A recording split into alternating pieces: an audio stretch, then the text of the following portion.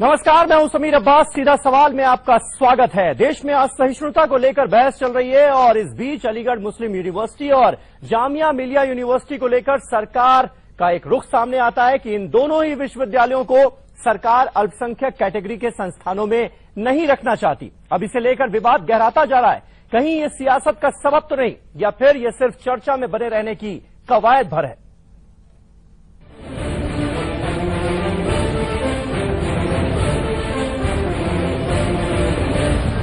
अलीगढ़ मुस्लिम university के बाद अब जामिया मिलिया इस्लामिया यूनिवर्सिटी के माइनॉरिटी स्टेटस को लेकर विवाद छिड़ गया है। जामिया को अल्पसंख्यक संस्थान का दर्जा देने का मामला दिल्ली हाईकोर्ट में लंबित है। इस मुद्दे पर केंद्र सरकार ने अटॉर्नी जनरल मुकुल रोहतगी से अपनी राय मांगी थी। जो राय सामने आई है, यही विवाद का सबब बन गई। रोहतगी का कहना है, जामिया मिलिया इस्लामिया यूनिवर्सिटी अल्पसंख्यक संगठन नहीं है क्योंकि इसकी स्थापना संसद के अधिनियम से हुई है। इससे पहले केंद्र सरकार ने सोमवार को सुप्रीम कोर्ट को बताया कि अलीगढ़ मुस्लिम यूनिवर्सिटी को भी माइनॉरिटी संस्था की कैटेगरी में नहीं रखा जा सकता। तर्क ये दिया गया कि भारत एक धर्मनिरपेक्ष राष्ट्र है और यहाँ सरकार माइनॉरिटी संस्था का गठन करते हुए नहीं दिखना चाहती। भले ही एएसयू के वीसी जमीरुद्दीन शाह से जीने मरने का सवाल माने, लेकिन केंद्र सरकार का कहना है कि अल्पसंख्यक संस्थान और सरकारी शिक्षण संस्थान में अंतर करना ही होगा। इसमें किसी तरह का किसी को भी गलतफहमी न होनी चाहिए और न ही केंद्र सरकार की ये मंशा और मकसद है कि जो अल्पसंख्यक शिक्षण संस्थान है उसमें किसी तरह का हस्तक्षेप किया जाए। सच्चर कमेटी की रिपोर्ट भी आपके सामने है कि मुसलमान बिल्कुल पिछड़ चुका है एजुकेशन के मामले में। तो मैं समझता हूं कि अगर इस तरह की जामिया मिलिया इस्लामिया के अलावा हिंदुस्तान के अंदर अभी बहुत सारे माइनॉरिटी इंस्टीट्यूशन खुलने की जरूरत है। जाहिर है ये जंग कानूनी है, लेकिन इसे लेकर सियासत भी जमकर हो रही है। जामिया मिलिया और अलीगढ़ इनको ये तो पार्लियामेंट के एक्ट में बनी है, तो ये कहाँ माइनॉरिटी इंस्टीट्यूशन हो सकते हैं। कांग्रेस पार्टी ने इतने दिन इसको सहन किया, वो तो चापलूसी के कारण किया, तुष्टीकरण के कारण किया। जो माइनॉरिटी एजुकेशनल इंस्टीट्यूशंस हैं, चाहे उनको सेंट्रल गवर्नमेंट की, स्टेट गवर्नमेंट की मदद मिले या ना मिले, इसके ऊपर इसका निर्भर नहीं होगा। और अगर कोई माइनॉरिटी एजुकेशनल इंस्टीट्यूशन होगा तो उसको फंड्स प्रोवाइड करने के लिए डिस्क्रिमिनेशन नहीं किया जाएगा। सर्वोच्च न्यायालय अलीगढ़ मुस्लिम विश्वविद्यालय द्वारा मुसलमानों को पोस्ट ग्रेजुएट मेडिकल सीटों में 50% आरक्षण दिए जाने के मामले की सुनवाई कर रहा है। 2004 में जब विश्वविद्यालय ने यह व्यवस्था लागू की थी तो इसे इलाहाबाद उच्च न्यायालय में चुनौती दी गई थी, जिस पर इलाहाबाद उच्च न्यायालय ने विश्वविद्यालय के निर्णय को पलटते हुए अवैध करार दिया था। इलाहाबाद उच्च न्यायालय के इस फैसले के खिलाफ सर्वोच्च न्यायालय में सुनवाई चल रही है। इसकी अगली सुनवाई 4 अप्रैल 2016 को होनी है। ऐसे में बड़ा सवाल ये कि इन संस्थानों को माइनॉरिटी का टैग आखिर क्यों चाहिए।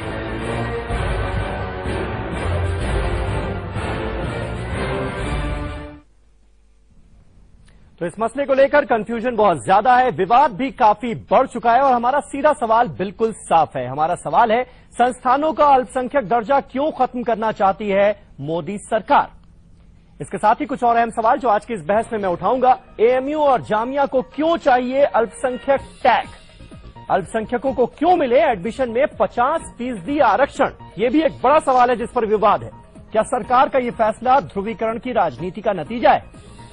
क्या पिछड़े मुसलमानों की तरक्की में बाधक बनेगा सरकार का ये रुख? ये भी एक अहम सवाल है। आप भी हमारे साथ इस बहस का हिस्सा बन सकते हैं। हमारा सवाल है, क्या जेएमआई और एएमयू को अल्पसंख्यक दर्जा मिलना चाहिए? अगर आपको लगता है हां तो टाइप करें लाइव, स्पेस दें, वाई लिखें। अगर आपको लगता है नहीं तो टाइप करें लाइव, स्पेस दें, एन लिखें और हमें भेज दें 56161 पर।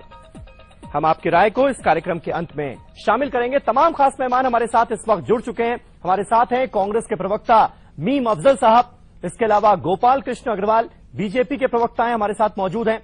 वीएचपी की तरफ से विनोद बंसल साहब हमारे साथ मौजूद हैं। प्रोफेसर तबरेज आलम भी स्टूडियो में मेरे साथ मौजूद हैं, जो कि जामिया मिलिया यूनिवर्सिटी के प्रोफेसर हैं। अब्दुल हाफिज गांधी, जो कि पूर्व अध्यक्ष हैं एएमयूएसयू के यानी स्टूडेंट यूनियन के, वो भी लखनऊ से हमारे साथ मौजूद हैं। अग्रवाल साहब, पहला सवाल आपसे। नरेंद्र मोदी भारत के प्रधानमंत्री हैं, उनकी जो इमेज रही है, आपको लगता है वो क्या बाधक बन रही है? नरेंद्र मोदी इस वक्त सत्ता में है, वो देश के प्रधानमंत्री हैं और ऐसे में जामिया और अलीगढ़ मुस्लिम यूनिवर्सिटी को अल्पसंख्यक का दर्जा नहीं देना चाहती सरकार। आपको लगता है इस वजह से विवाद ज्यादा हो रहा है क्या? देखिए, पहला आपका प्रश्न था कि जो एनडीए सरकार है, मोदी जी की सरकार है, हाँ। वो क्या एजुकेशनल इंस्टीट्यूशंस के माइनॉरिटी के दर्जे को खत्म करना चाहती है? हाँ। ऐसा कोई बात नहीं है। आज देश में 10,000 से ऊपर माइनॉरिटी इंस्टीट्यूशंस हैं, वो सब चल रहे हैं। विवाद दो इंस्टीट्यूशंस पे है और वह एएमयू और जामिया पे है। वह भी विवाद इसलिए है कि पिछली कांग्रेस सरकार ने इसको कम्युनल एंगल सारा दे दिया। नहीं तो जो पार्लियामेंट के एक्ट से कोई इंस्टीट्यूशन बनता है और वो माइनॉरिटी इंस्टीट्यूशन हो ही नहीं सकता, क्योंकि एक सेक्युलर स्टेट है। हाँ। पहली बात। दूसरी बात, अभी अगर देश को अगर इस विवाद, इस चर्चा में आना है तो उन्हें यह समझना चाहिए कि अगर एएमयू और जामिया को हम माइनॉरिटी स्टेटस में लेते हैं या हटती है तो इससे फर्क क्या पड़ेगा? एक बात है कि अगर ये माइनॉरिटी इंस्टीट्यूशन होते हैं, हाँ। तो जो आज 100% सेंट्रल गवर्नमेंट से इनको फंडिंग होती है, लगभग 400 लेकिन सरकार की जो अटॉर्नी जनरल का रुख है वो तो ये कहता है कि जामिया मिलिया इस्लामिया यूनिवर्सिटी एक और बात है ही नहीं। नहीं, एक और बात तो पहले तो ये क्लियर हो जाए कि अभी आप मानते क्या हैं, जामिया और एएमयू को आप अल्पसंख्यक कैटेगरी में रखते हैं या नहीं रखते हैं?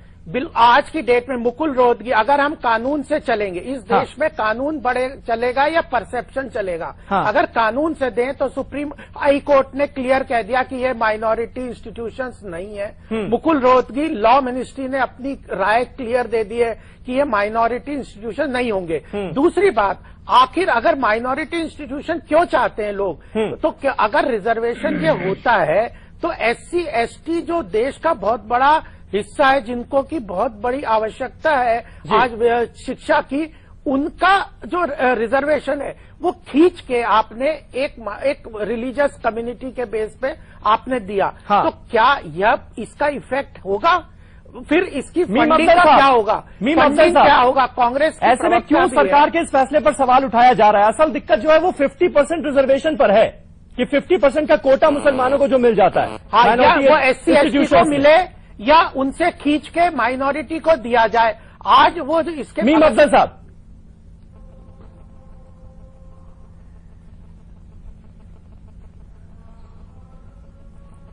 मैं अभी बड़े गौर से बात सुन रहा था जी। बिल्कुल साफ जाहिर है कि इसका मकसद ये है कि मुस्लिम कम्युनिटी के अपने इदारों में भी उनको पढ़ने लिखने से वंचित किया जाए। ये सरकार जो सुबह से शाम तक राग 10,000 इंस्टीट्यूशन है मीम अफजल साहब, ये उसका असल चेहरा है। नहीं, 10,000 इंस्टीट्यूशन तो है। ज्यादा झंझट में पढ़ना चाहता नहीं। सुन लीजिए पहले मेरी बात, आप मेरी बात सुन लें मेरी बात। आपकी बात तो मैंने आपकी बात सुनी ना, आप भी मेरी बात सुनिए, धैर्य रखिए। देखिए, बुनियादी बात यह है, ये कोर्ट में मामला है और इसकी लीगल लड़ाई जो है वो जारी है। लेकिन बीजेपी एक और मसला है जिसे सुब्रमण्यम स्वामी आजकल बहुत उठा रहे हैं। हाँ, वो मामला भी कोर्ट में है। वो बाबरी मस्जिद राम मंदिर का जो कंट्रोवर्सी है उसके बारे में रोज बयान देते रहते हैं और ये मसला भी कोर्ट में है। लेकिन मैं आपको बताऊं इसके पीछे जो सोच है वो क्या है। एक तो ये साफ जाहिर हो गया कि मौजूदा सरकार इस दो इंस्टीट्यूशंस के पीछे क्यों पड़ी हुई है। इसलिए कि यही दो बड़े इंस्टीट्यूशंस हैं जहां से मुस्लिम बच्चे तालीम हासिल करके निकलते हैं। और एक बात और बता दूं मैं आपको, 30 से 40% बच्चे वहां पर नॉन मुस्लिम भी तालीम हासिल करके निकलते हैं जी। ये जो SC ST की बात कर रहे हैं, जरा RSS का बयान या जो बिहार के मौके पर दिया गया था उसको जहन में रखिए। RSS का एजेंडा कुछ और होता है और बाहर से दिखाई कुछ और देता है। अंदरूनी तौर पर ये तो बिल्कुल साफ है कि मुसलमानों के जो भी इंस्टीट्यूशंस हैं उनको खत्म करिए, उनकी हिस्ट्री को खत्म करिए, उनकी चीजों को खत्म साहब, आपको लगता है कि मुसलमानों की जो कि पहले से ही पिछड़े हुए उनकी तरक्की में बाधक बनेगा सरकार का आगे बढ़ने का काम कर जिस बात का जिक्र मीम अफजल साहब कर रहे हैं? समीर, मैं एक बात कर रहा हूँ, मीम अफजल साहब को शायद वो ध्यान नहीं है। वो अब वाकया जब वो UPA 1 और UPA 2 गवर्नमेंट के दौरान उनके HRD मिनिस्ट्री और मिनिस्ट्री ऑफ माइनॉरिटी अफेयर्स के बीच में कितना इसमें एक्सचेंज ऑफ व्यूज हुआ था, कितनी सारी लेटरबाजी हुई थी। वहां पर कपिल सिब्बल और अपने सलमान खुर्शीद जो थे वो दोनों के बीच में काफी वाक युद्ध चला था और वो जो एविडेंस है वो मीडिया के रिकॉर्ड में है सारे तरफ। और उसमें ये कहा गया था भी आखिरकार इन दो प्रेस्टिजियस इंस्टीट्यूशंस को आप माइनॉरिटी का दर्जा क्यों देना चाहते हैं? वहां भी लेकिन एएमयू को लेकर कोई शंका नहीं थी, जामिया को लेकर शंका थी। शंका दोनों में थी। देखिए बात ये थी कि एएमयू को माइनॉरिटी इंस्टीट्यूशन दोनों मान रहे थे, कपिल सिब्बल हो या फिर सलमान खुर्शीद हो, लेकिन जामिया को लेकर शंका थी, जिसके बारे में कपिल सिब्बल ने कहा था कि भाई सलमान खुर्शीद आप अपनी पूरी रिपोर्ट दीजिए और पूरी उसकी हिस्ट्री देखिए क्या है। ये इस तरह की मांग पहली बार नहीं उठी। 1920 में जब ये इंस्टीट्यूशन बना था जामिया, उससे लेकर के आज तक हर गवर्नमेंट में ये बात उठी है। और इंदिरा गांधी ने सबसे पहले इस मामले को फ्लेयर अप किया था जब वो प्रधानमंत्री थी। उनके पास वो मुस्लिम अपीजमेंट की पॉलिसी में चूंकि पूरी तरह से गिरी हुई थी, तो वहां पर जाकर उन्होंने ये माइनॉरिटी कैरेक्टर देने का सोचा था।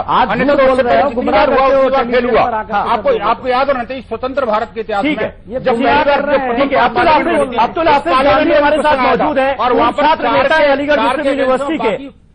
गांधी साहब, खारिज हो गया था। क्या वजह है कि एएमयू और जामिया को ही टारगेट किया जा रहा है? फिर एक प्रश्न मेरा बहुत छोटा सा है। नहीं, अग्रवाल साहब सुन लीजिए। बंसल जी की बात का जवाब देना चाहूंगा मैं। बंसल जी की बात का जवाब देना चाहूंगा। उन्होंने कहा कि ये कम्युनल रिजर्वेशन है। देखिए, हमें इसको कम्युनलिज्म के चश्मे से नहीं देखना चाहिए, बल्कि एक संवैधानिक मसले से देखना चाहिए। अगर आप संविधान देखें तो इस तरह की व्यवस्थाएं हैं हमारे संविधान में, जहां मार्जिनलाइज और ऑप्रेस सेक्शंस के लिए स्पेशल प्रोविजंस बनाए गए हैं। अगर आप आर्टिकल 15 क्लॉज 4 देखें तो गांधी साहब, आपके कुछ ऑडियो में प्रॉब्लम है, आपकी बात हम समझ गए। तबरेज भाई, क्या जो सरकार का फैसला है इसके पीछे आप मंशा क्या देखते हैं? मंशा क्या साफ है, एक ईमानदार मंशा है? क्योंकि अगर अल्पसंख्यक का ये जो टैग है ये अगर हटा दिया जाएगा तो फिर 100% फंडिंग वाली बात भी उठेगी कि भाई सरकार 100% फंडिंग क्यों करे? नहीं, इसमें देखिए कोई मसला नहीं है। हाँ, अल्पसंख्यक का स्वरूप मिल जाने से हाँ, सबसे बड़ा फायदा तो मुस्लिम माइनॉरिटी कम्युनिटी को ये होगा कि उनके अपने कम्युनिटी के बच्चों के 50% रिजर्वेशन एडमिशन में मिल जाएगा। सबसे पहले तो मैं कहना चाहता हूँ, मुस्लिम जो कम्युनिटी है वो माइनॉरिटी कम्युनिटी नहीं है। यही सबसे बड़ा रोना है आज देश का। नहीं, ये कौन सा लॉजिक है? ये कौन सा लॉजिक है? मैं बता रहा हूँ आपको, second largest population of the country है ये। ये माइनॉरिटी देश में तो माइनॉरिटी में ही है ना मुस्लिम। जिस देश में तो माइनॉरिटी में मुस्लिम, ये तो नई बहस आपने छेड़ दी। जिस देश की टोटल पॉपुलेशन का एक बड़ा हिस्सा मुस्लिम हो तो उसको आप कैसे माइनॉरिटी कम्युनिटी कह सकते हैं? यही शुरू से लेकर आज तक जो है ना इस देश को भ्रमित किया जाता रहा और हिंदू और मुसलमान के बीच में देश को लड़ाया जाता रहा। सच्चर कमेटी की रिपोर्ट आप भूल गए, बीच में देश उलझ के रह गया। सच्चर कमेटी की रिपोर्ट आप भूल गए। नहीं, सच्चर मुसलमानों को बदहाली की जो बात की गई वो आप भूल गए। रिपोर्ट तो पूरी तरह से अल्पसंख्यक ही मानने के लिए तैयार नहीं है। प्राइवेट थी, डिवाइड एंड रूल वाली पॉलिसी थी। यहीं से ये उसको बूस्टअप करने वाली पॉलिसी थी। मैं कहना चाहता हूं कि एक एजुकेशनल इंस्टीट्यूशन जो शिक्षा के मंदिर होते हैं उनको एक गढ़ क्यों बना रहे हैं? ये इसको मुस्लिम आइलैंड बनाने की साजिश क्यों रच रहे हैं ये लोग? आखिरकार एजुकेशनल इंस्टीट्यूशन की तरह रहे, शिक्षा के मंदिर को पवित्र रहने दो। बहुत अपनी बात रखिए आप जी, उसको क्यों?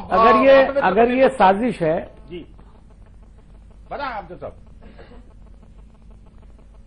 अगर ये साजिश है तो ये साजिश तो अंग्रेजों के जमाने से चली आ रही है और आजादी के बाद पार्लियामेंट ने इस साजिश को एक्सेप्ट किया 1981 में और इनको माइनॉरिटी का स्टेटस दिया है और जामिया को भी अब दे दिया गया है। और 1961 तो ये साजिश थी, तो आप समझ रहे हैं पूरा देश जो है पागल है।